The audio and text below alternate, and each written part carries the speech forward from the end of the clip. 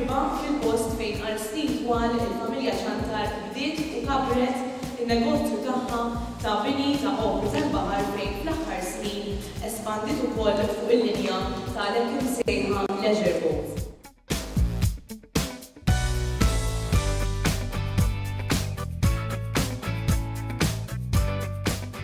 Mediterranean fashion gave the Maltese brother and sister, Aaron and Chaza, the courage to enter the power of the World Championship 5 years ago.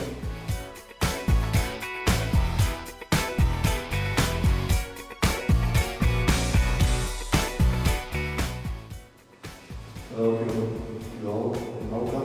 I'm very happy and proud to be here again. As President of the European Plasma Navigation Commission, I would like to congratulate the Ukraine team, especially Victor, for all the efforts and Svetlana that you have done since last year.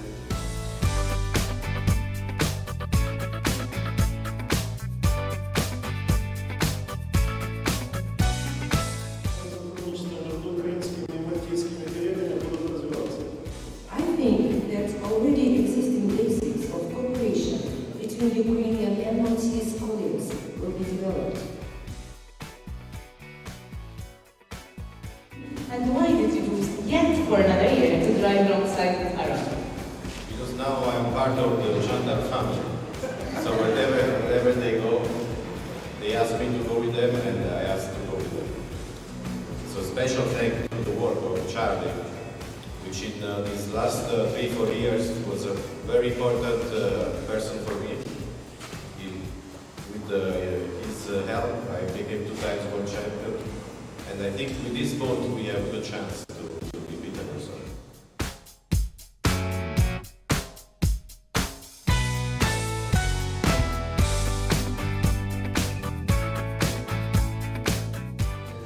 Sejna l-ewwel ġurnata fuq fl-ewwel Ottubru, dak minn s'issa mexxu. Ma ħdimniex inkollu fuq għal-aħħar xahar illa nkollu fuqha.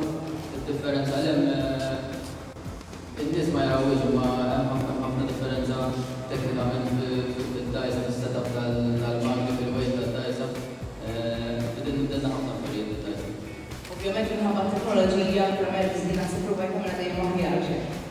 Ija, wara x-kampjonat li rbaħna fid-dajsa l-oħra rajna li kull sena dejjem jimprovjaw id-dajjes ma tistax toħodha forra dejjem mhux billi terbaħ il-kampjonat dejjem timprovja għax ħadd ieħor jimprovja bħalek. Din hija dajsa illi għandi warajja dajsa propja illi se tinbieħ f'pajjiż barran. It-tielet dajsa minn din il-kumpanija. Dajsa li saqgħuha Champions Maltin. Il-manifatturi tagħhom fi żmien il-manifattura tispiċċa minn pajjiżna huma manifatturi Maltin. U allura naħseb li aħna nistgħu nesploraw iktar dawn in-niċeġ biex immexxu l-pajjiżna l-qudiem u mmexxu l-isport tagħna l-qudiem.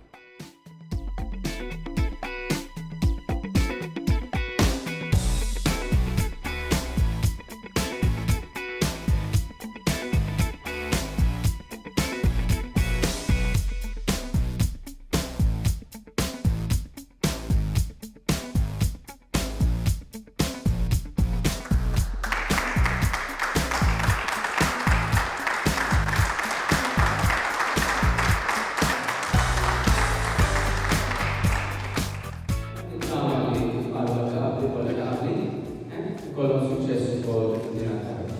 Hija xi ħaġa sabiħa nifhmu b'mod onest, mod tajjeb, u fl-istess ħin ukoll nagħmlu gost anke mill-poplu.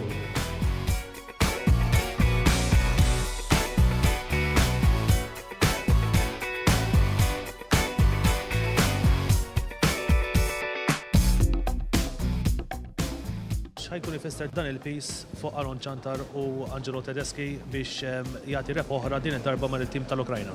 Ija, huwa piece ħafna kbar minn qabel konna d-dajsa kien l-owner tagħha Angelo Tedeschi. Mhux daqshekk kellna pressure, issa għamlulna pressure biex immorru magħhom peress li aħna World Champions dan it-tim ġdid din id-dajsa ġdida. Għamilniha ħafna aħjar milli konna minna l-oħra, għandha potenzjal ikbar id-dajsa. U hemmnu fina allura għandna pressure biex intuhom sodisfazzjon.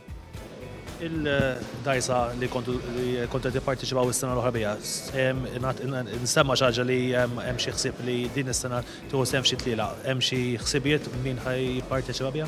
Iwa, Angelo Tedeschi ma xaħalli għamal ħajt billi jena uħan suqodi, ġifiri rridu n-organizzaw tim. Għanna beħsibna s-suq uħti jodri għannu tim tan nisa u mar Angliża, immodu memx xej konfermat. Et naħdmu fuqa s-situazzjoni, imma ġifiri fl-axar mill-axar ma xaħalli għagħu, ġifiri minna u minnem naqdu it-tim. Fil-bidu ta' Mejju l-ewwel telliqa f'Malta, se naraw rebħa l-Aron Ċantar? Ifimni, dana ma tistax tgħid, imma aħna morru biex nirbu, jiena kull meta noħroġ fit-tiġrija dejjem immur biex nirbaħ. Jekk ma jkollokx dik il-fil li toħroġ u tirbaħ, ma tagħmel xejn f'dan l-isport. Jekk jiena nemmen li jekk ma jkollniex problemi waqt it-tiġrija, għandna nirbu t-tiġrija ta' Malta nerġgħu.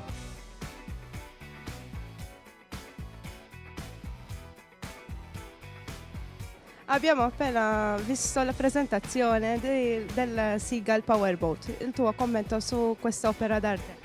Tantissimo entusiasmo, ripartiamo per la nuova stagione del Powerboat con una nuova barca, un nuovo team. Corriamo per questo team ucraino che ha comprato una barca dalla Shatron Powerboats. La barca è più veloce di quella vecchia, quindi siamo molto contenti perché abbiamo i motori un po' più potenti, abbiamo fatto qualche cambiamento. Quindi grande entusiasmo e aspettiamo la prima gara di Malta con entusiasmo. Perché avete scelto proprio l'Ucraina come il paese da rappresentare quest'anno? No, la verità è che gli ucraini hanno scelto noi, perché io e Aaron siamo comunque dei piloti affermati, abbiamo vinto tante gare, oltre ad aver vinto un mondiale insieme. E quindi loro, dopo aver comprato la barca vincente, hanno detto vogliamo due piloti forti e hanno scelto noi. Alla fine sarà difficile difendere questo campionato quest'anno?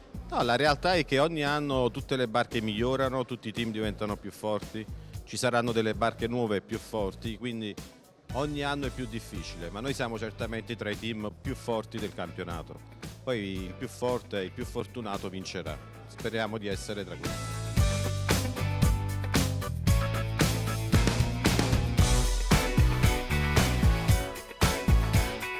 We've just seen the presentation of this wonderful powerboat. What are your comments and what do you expect? Мы хотели построить самую лучшую лодку в мире. We wanted to build the best boat in the world.